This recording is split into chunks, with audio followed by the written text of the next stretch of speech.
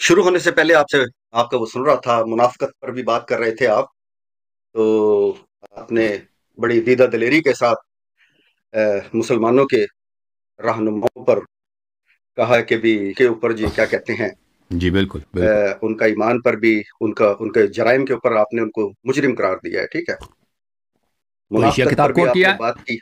کوئی شیعہ کتاب کوٹ تو نہیں کیا نا؟ نہیں آپ کے کتب سے کوٹ کیا سب؟ نہیں نہیں، آپ ماشاء میری اللہ تو تعلیم کتاب ہے. یافتہ ہیں. آپ ماشاء اللہ تعلیم یافتہ ہیں. ہاں میری آپ کا کتاب. کام ہی ہے، آپ کا کام ہی یہی ہے کہ ہاں کورٹس میں جا کے مقدمے جی جی لڑیں. جی، ریفرنس کے ابھی ساتھ. میں نے آپ کی خدمت میں جو مقدمہ میں نے پیش کیا ہے نا، اس کے کسی بھی پریمس پر، اس کے استدلال پر، ہاں جی اس کے کنکلوژن پر، اس کے نتیجے پر آپ اگر اس پہ آبجیکشن کر سکتے ہیں، آبجیکشن کرتے میں اس کا جواب دے دوں گا. نہیں ٹھیک ہے. نہیں، بات اس کے لیے بڑی تو اہم میں ہے. آپ کے اس بات کے بڑی لیے اہم ہے. ابو بکر عمر کی بات ہو رہی ہے کہ میں نے قرآن سے اور نہیں بخاری نہیں سے نہیں نہیں، میں نے ابھی بخاری اسٹارٹ سے نہیں کیا. ثابت کیا ہے ہفتے اعمال اور بقیہ جو باتیں. ابھی آپ نے سنا بھی، آپ نہیں کو تکلیف بھی ہوئی ہے. ابھی میں آپ کے سامنے نہیں نہیں، حاضر ہوں اور آپ ایک ہاں، پروفیشنل ڈیبیٹر ہیں، کیونکہ وکیل ہوتا ہے اسی اچھا لیے کہ وہ جا کے کورٹ میں کیا کرے، مقدمہ لڑے. تو ابھی آپ نے میرا مقدمہ سنا ہے اور آپ کو تکلیف بھی ہے، تو میں آپ کو دعوت دیتا ہوں، اور آپ جیسے دوسرے جو دیکھنے والے ہیں ان کو بھی دعوت دیتا ہوں کہ آپ آ جائیں اس جو میں نے مقدمہ لڑایا آج ابو بکر کا، ہفتے اعمال اور پھر دین سے خروج اور پھر خلود فی النار. ان تین باتوں میں سے کس پہ اعتراض ہے آپ کو؟ بسم اللہ، میں دوبارہ اس کا جواب دے دیتا ہوں. نہیں نہیں نہیں نہیں، میں تو چونکہ آج آپ نے وہ کیا ہے تو مجھے ظاہر ٹائم ملنا چاہیے نا، میں اپنے کیس کی تیاری کروں گا. اوکے اوکے، تو تیاری انشاءاللہ کر لیں پھر. اس کے لیے ہاں اس کے لیے تیاری ہے، لیکن میں چونکہ اوکے. کنٹینیوٹی کے ساتھ چلنا چاہتا ہوں، کیونکہ آپ نے ابھی ہی خاتون اور ایک ابھی صاحب کو کہا ہے کہ جو 12 امام ہیں وہ ایکچولی دا لیڈرز، آپ نے ان کو ماننا ہے، تو میں اسی کے سلسلے میں چل رہا ہوں. Okay okay. تو آپ کے بالکل ایگزیکٹ بیک کے اوپر نہج البلاغہ ہے. ہاں ہاں. نہج البلاغہ ہے، لاسٹ ٹائم بھی چلی تھی، تو آپ اس کا پیج نکال لیجئے تاکہ میں آپ کو شیعیت امام کی جو جو چیز ہے وہ میں آپ کو بتانا چاہتا ہوں کہ وہ، کیونکہ ابھی 1 منٹ پہلے عورت سے آپ نے بات کی ہے، تو وہ عورتوں کے بارے میں عورت کا کیا مقام رکھتے تھے. میرے پاس وہ خطبہ نمبر ہے 80. اس کا سند اگر پڑھ آپ لیجیے پہلے. کتاب نکال لیں، اگر آپ کو یاد ہے تو میں آپ کو کر دیتا ہوں. میرے پاس چونکہ عربی میں بھی ہے اور اردو میں بھی ہے. میں چونکہ جی اردو میں زیادہ اس کا ترجمہ ہے، تو وہ میں زیادہ اس کو بہتر طریقے سے آپ کو بتا سکتا ہوں. عرض کروں؟ نہیں، وہ عربی میں پڑھ لیں نا آپ. ادھر آئیں، عربی پہلے پڑھیں پھر اردو پڑھیں. اچھا چلیے جی.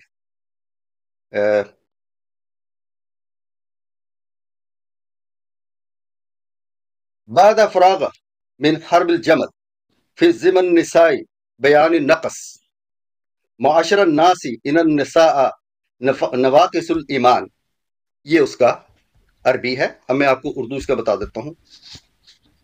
لوگوں یاد رکھو، عورتیں ایمان کے اعتبار سے، میراث کے اعتبار سے اور عقل کے اعتبار سے ناقص ہوتی ہیں. ایمان کے اعتبار سے ناقص ہونے کا مطلب یہ ہے کہ وہ ایام حیض میں نماز روزے سے بیٹھ جاتی ہیں، اور عقلوں کے اعتبار سے یہ ہے ان میں 2 عورتوں کی گواہی ایک ہی مرد کے برابر ہوتی ہے. حصہ کی کمی یہ ہے کہ انہیں میراث میں حصہ 2 مردوں کے آدھا حصہ کے برابر ملتا ہے. لہٰذا تم، اب یہاں سے آپ نوٹ کر لیجئے دا کور ایسنس آف دا خطبہ، تم بدترین عورتوں سے بچتے رہو اور بہترین عورتوں سے بھی ہوشیار رہو، اور خبردار نیک کام بھی ان کی اطاعت کی بنا پر انجام نہ دینا کہ انہیں برے کام کا حکم دینے کا خیال پیدا ہو جائے. جی جی. یہ ہیں شیعیت ہاں کے پہلے امام نہیں، یہ جو جی ہاں، میں ہے. اس کا میں صحیح معنی آپ کو بتا دیتا ہوں. میں کتاب کھول دوں، 1 منٹ.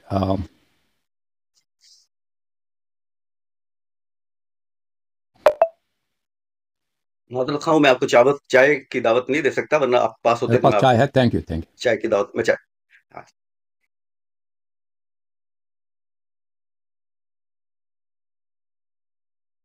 اچھا، میں کتاب آپ کو کھول دیتا ہوں. یہ فرمایا کہ عورتوں کی طاعت نہ کرو، تو دیکھیں اس کی ایک بات ہے کہ وہ اس طرح نہیں ہے کہ ان کی اچھی باتوں میں طاعت بھی نہ کرو. آپ کو اعتراض اس بات پہ ہے کہ ان کی اچھی باتوں میں طاعت نہ کرو تاکہ وہ بری کاموں میں آپ سے طاعت کے پہ وہ نہ ہو جائیں، ان کو طمع نہ ہو جائے. تو اس حدیث کا ایک مطلب ہے، وہ سن لیجئے. اس کا مطلب کیا ہے؟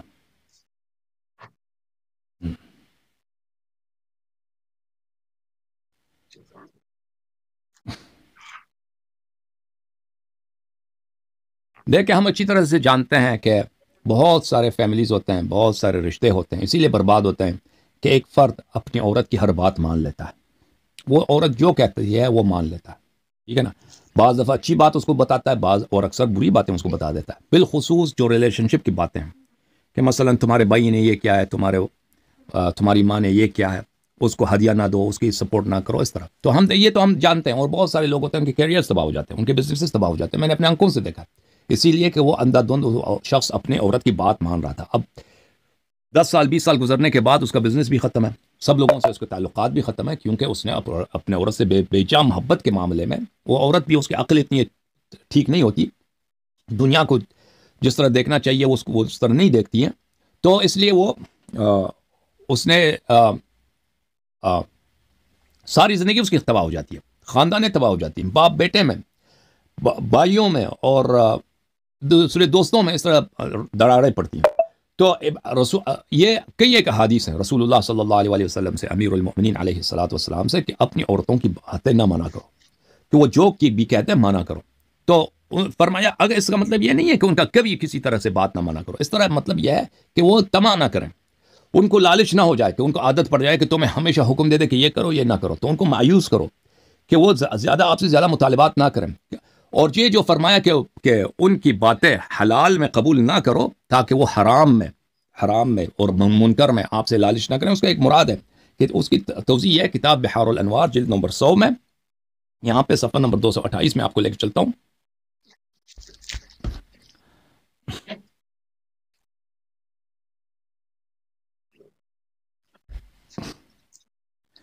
یہ صفحہ نمبر 228 ہے، جلد نمبر 100 بحار الانوار کا۔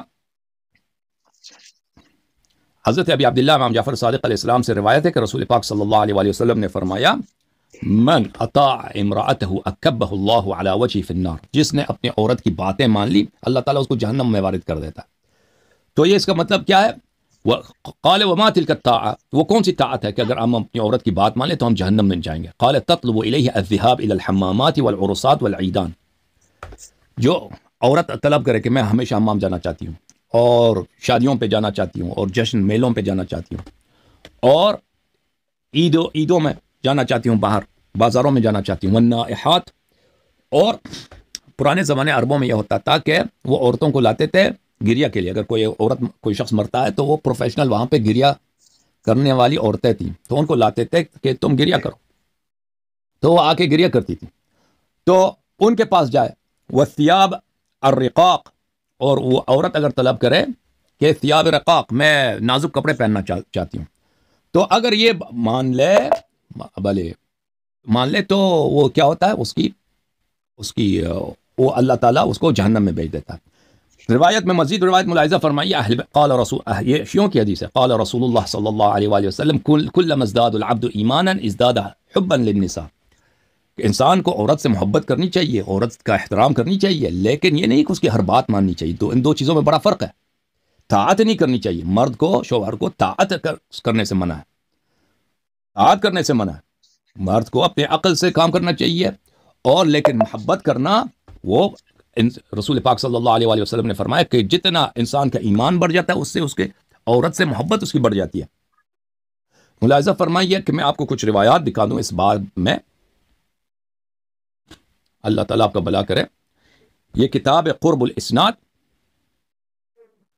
الاسناد لشیخنا ابو العباس عبداللہ ابن جعفر الحمیری رحمۃ اللہ علیہ، یہاں پہ یہ کتاب قم میں سن 1993 میں چھپی ہے، یہ صفحہ نمبر ہے 69، اور یہ حدیث نمبر ہے 223۔ حضرت امام جعفر صادق علیہ الصلوۃ والسلام اپنے والد سے روایت کرتے ہیں، من اتخذ امرأۃ فلیکرمھا، جس نے بھی کسی عورت سے شادی کی ہے اس کی اکرام کرے، طاعت نہ کرے لیکن اس سے مہربانی کرے، اس کی احترام کرے، اس کی جو حوائج ہیں وہ برآوردہ کرے، جو لازمی ضروری حاجت ہے نا، کپڑے خریدنا، کھانا دینا، اس کے علاوہ اس کے ساتھ مہربانی کرے، احسان کرے اس پر۔ فَأَيُّمَا امْرَأَةٍ أَحَدُكُمْ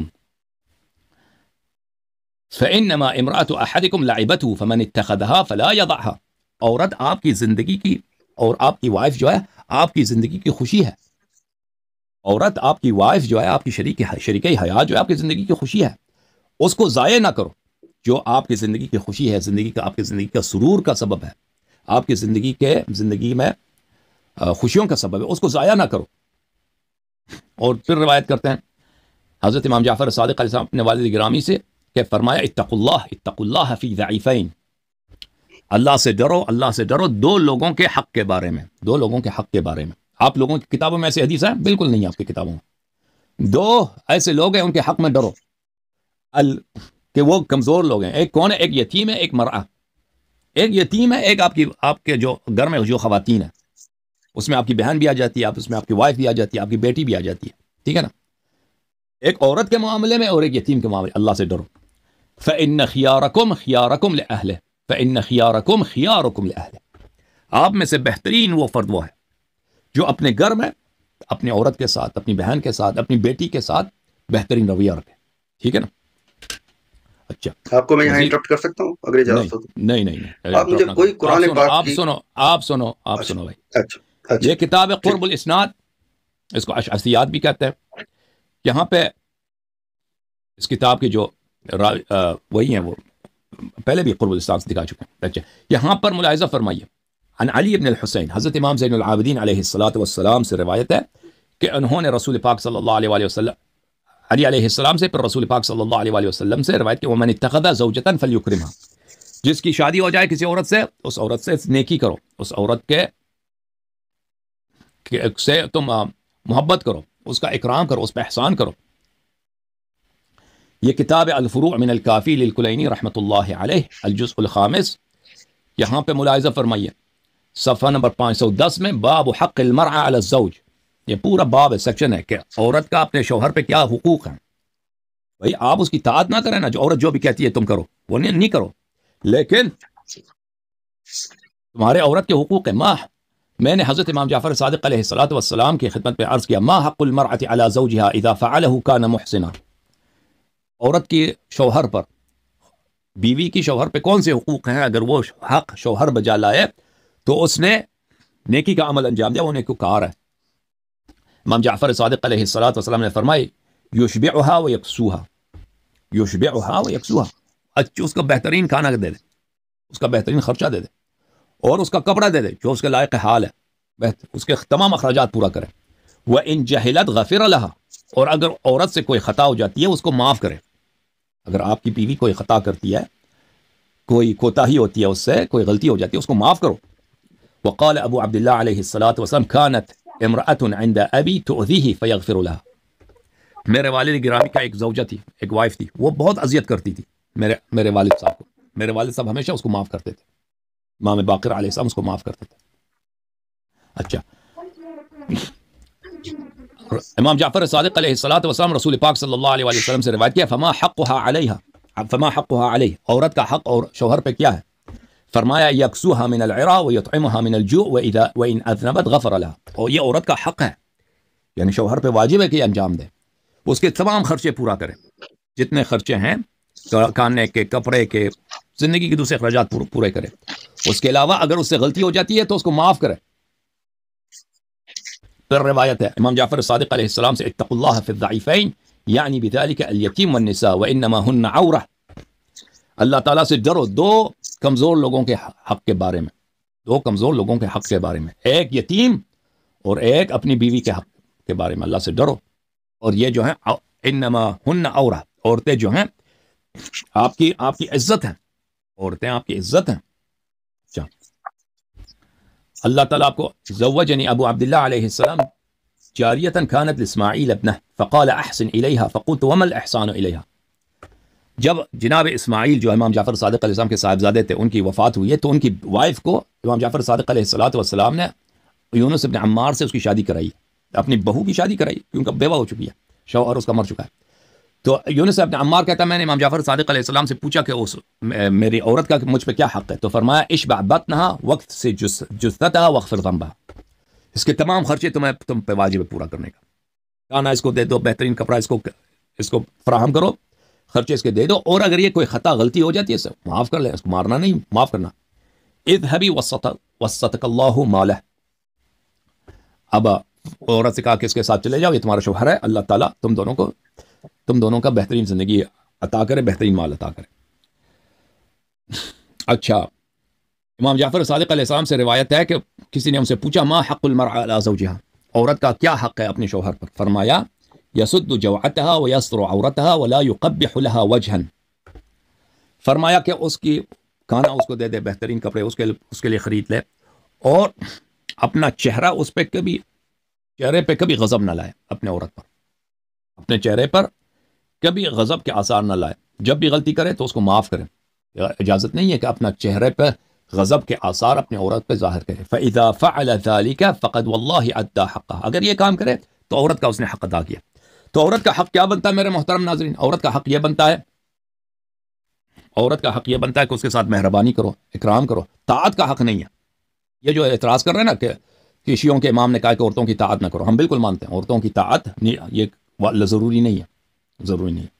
اور یہ کہ مثلا عورتوں کی جو فرمایا کہ ان کی اچھی باتوں میں طاعت نہ کرو تاکہ یہ بری باتوں میں تو ان کی لالچ نہ ہو جائے، وہ بھی روایت بالکل صحیح، میں نے وجہ بھی اس کو بتا دیا، لیکن طاعت کا حق نہیں ہے، باقی حقوق ہیں۔ ملاحظہ فرمائیے کتاب الاعمال لشیخنا الصدوق لشیخنا الطوسی رحمۃ اللہ علیہ، یہاں پہ نبی کریم صلی اللہ علیہ وسلم سے روایت فرماتے ہیں کہ نبی کریم صلی اللہ علیہ وسلم نے فرمایا ان اکمل المؤمنین ایمانا احسنهم خلقا وخیارکم خیارکم لنسائهم، سب مومنین میں سے سب سے زیادہ کامل ترین ایمان کس کا ہے؟ جس کا اخلاق سب سے بہتر ہے، اور آپ مسلمانوں میں سے بہترین شخص وہ ہے جو اپنے گھر میں اپنی عورت کے ساتھ سب سے زیادہ بہترین رویہ رکھتا ہے۔ اوکے، یہ اہل بیت علیہ السلام کی تعلیمات ہیں عورتوں کے متعلق۔ اب بولیں آپ۔ اچھا شکریہ۔ اچھا، ان ساری گفتگو کے اندر یہ چونکہ آپ کے پاس اپنے مذہب کی کتابیں ہیں، آپ نے کبھی مسلمانوں کا جو کتاب ہے پھر شروع ہو گیا تو ہم کافر ہیں؟ تو ہم کافر ہیں بھائی؟ ذالک میں دیکھیں بات سنیں، میں تو اس کو مسلمان کا مطلب ہوتا ہے جو اللہ کے قوانین کے سامنے سر خم تسلیم کر لیں۔ تو ہم نے کیا کیا بھائی؟ آپ اس کو پرسنل، آپ یہ بتائیے گا، آپ نے کبھی مسلمانوں کی جو لا ریب کتاب ہے اسے آپ نے ابھی تک کوئی حوالہ نہیں دیا کہ عورت کی آپ نے نہ اطاعت کرنی ہے، نہ وہ واجب الاطاعت ہے، آپ اس کو کھانا کھلا دیں۔ آپ نے کوئی مجھے ریفرنس نہیں دیا، کوئی قرآن جو ہے جو کہتا ہے فرقان ہے حق و باطل کے اندر، آپ کا پہلا امام پہ در پہ 9 شادیاں کر کے 28 بچے پیدا کر لیتا ہے۔ نہیں پیغمبر نے کتنی شادیاں کی؟ پیغمبر سے زیادہ نہیں کیا۔ میں نے آپ کی کسی بات میں انٹرپٹ نہیں کیا، آپ میری بات تو نہیں، تم جاہلانہ باتیں نہ کرو نا ایڈوکیٹ صاحب، جاہلانہ باتیں نہ کرو، نہیں جاہلانہ، اگر دیکھیں پہلے آپ اسلام سے نکل جائیں۔ 28 بچے پیدا کریں جن میں 18 بچے لڑکے ہیں، 10 لڑکیاں ہیں، اس میں اس کا کیا؟ 18 لڑکے ہیں اور 10 لڑکیاں ہیں، اور آپ ان کو حق نہیں دے رہے ہیں، نہ تعلیم کا حق دے رہے ہیں۔ اللہ کہتا ہے الرحمن علم القرآن، الرحمن علم القرآن، اور پیغمبر سے زیادہ شادی کیا ہے؟ جو پیغمبر سے زیادہ شادی کیا ہے پیغمبر؟ ایڈوکیٹ مجھے بتاؤ نا، اور آپ کافر ہیں یا مسلمان ہیں؟ آپ کے پاس کوئی اس بات، آپ کہتے ہیں انہوں نے 9 شادیاں کی، اب میرے ذہن میں نہیں ہے انہوں نے کتنی شادیاں کی ہیں، لیکن 4 سے زیادہ بیک وقت نہیں کر سکتے، یہ مجھے پتا ہے۔ اب مجھے بتائیں انہوں نے رسول پاک میں نے کہا ہے پے در پہ، میں نے عرض کی ہے پے در پہ۔ اوکے جناب آپ کو پتا ہے، آپ کو پتا ہے اس زمانے میں سوشل سروسز نہیں ہوتے تھے، آپ کو پتا ہے نا، جیسے آپ انگلینڈ میں بھی ہوتے ہیں کہ بیوہ عورتوں کو کیا ملتا ہے؟ گورنمنٹ سے اسٹائپنڈ ملتا ہے، اس زمانے میں نہیں تھا، آپ کو پتا ہے؟ میں ان کا بینیفٹ کی بات نہیں کر رہا ہوں، میں بات کر رہا ہوں کہ وہ عورتوں سے نکاح کر سکتے ہیں، لیکن آپ ان کو رائٹ نہیں دے سکتے، آپ ان کو لیڈر نہیں مان سکتے۔ کیوں نہیں مان سکتے بھائی؟ کیوں؟ آخر کیوں؟ یہ تو عرض کر، یہ تو آپ نے کیا۔ آپ سنو آپ ان کو لونڈیاں بنا رہے ہیں، ایک منٹ، آپ ان کو لونڈیاں بنا کر بیچ رہے ہیں۔ ہاں ہم نے بیچا ہے بھائی۔ اوکے بھائی، یہ آدمی جو ہے نا، ایک منٹ چپ کرو، چپ۔ دیکھیں یہ شخص، دیکھیں میرے محترم، ان کو کچھ نہیں معلوم، کہتے ہیں انہوں نے 9 شادی کی۔ میں آپ کے پاس آپ اسلام، او بھائی اسلام میں اگر کوئی عورت، آپ زبردستی کسی سے شادی نہیں کر سکتے، اگر ایک عورت راضی ہے کہ آپ سے شادی کرے، اگلا سٹیپ نہیں، سن لو بھائی، پلیز سن لو، جہالت کی بھی کوئی عہد ہوتی ہے۔ اگر کوئی عورت آپ سے راضی ہے کہ وہ شادی، اگر راضی نہیں ہے تو شادی نہ کرے بھائی۔ اگر وہ راضی ہے، آپ سے شادی کرنا چاہتی ہے، آپ اسے شادی کرتے ہیں، دوسری عورت آتی ہے، وہ بھی راضی ہے اس سے شادی کرنا، وہ کہتے ہیں اس کے باپ بھی راضی ہے، وہ خود بھی راضی ہے، شادی کرو، اس میں کوئی منع نہیں ہے، کوئی قبح ہی نہیں ہے، بلکہ یہ اس کا ثواب ہے۔ تیسری آتا ہے، چوتھی آتا ہے، پھر ایک مر جاتی ہے تو آپ 5ویں سے شادی کرتے ہیں، پھر وہ مر جاتی ہے چوتھی، چھٹی سے شادی کر لیتے ہیں، اس میں کوئی حرمت نہیں ہے۔ اگر آپ کے پاس یہ دلیل ہے کہ بھائی چپ کرو، کہ انہوں نے کسی سے زبردستی شادی. او بھائی چپ کرو پلیز. زبردستی شادی کیا. زبردستی کا تو لفظ میں نے استعمال ہی نہیں کیا. تو پھر اس میں قبح نہیں ہے. تو چپ کرو نا, چپ خاموش. سن لو ایڈوکیٹ, تو اس میں کوئی قبح نہیں ہے. آپ سب کا ٹائم ضائع کر, پچھلے ہفتے بھی آپ نے ٹائم ضائع کیا سب کا, اور سب لوگوں نے مجھے کہا کہ اس آدمی کو پھر نہ لو کیونکہ آپ کی باتیں نہیں جائیں. جب اسلام نے, او بھائی پہلے آپ کافر بنے. اگر آپ ایک کافر بن کے ہم پہ اعتراض کرتے ہیں نا تو پھر وہ پوزیشن اور ہے. آپ کہتے ہیں میں مسلمان ہوں.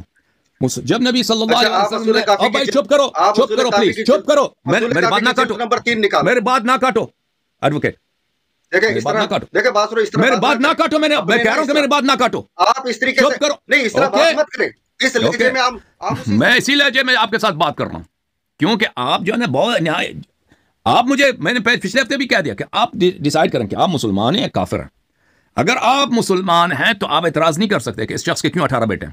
بھائی اللہ اس کو 50 بیٹے دے, آپ کو کیا تکلیف ہے بھائی؟ آپ کہتے ہیں انہوں نے کسی کو لونڈی بنایا. کس کو لونڈی بنایا؟ کیوں جھوٹ کہہ رہے ہو؟ امیر المؤمنین علیہ السلام نے کسی کو زبردستی لونڈی نہیں بنایا.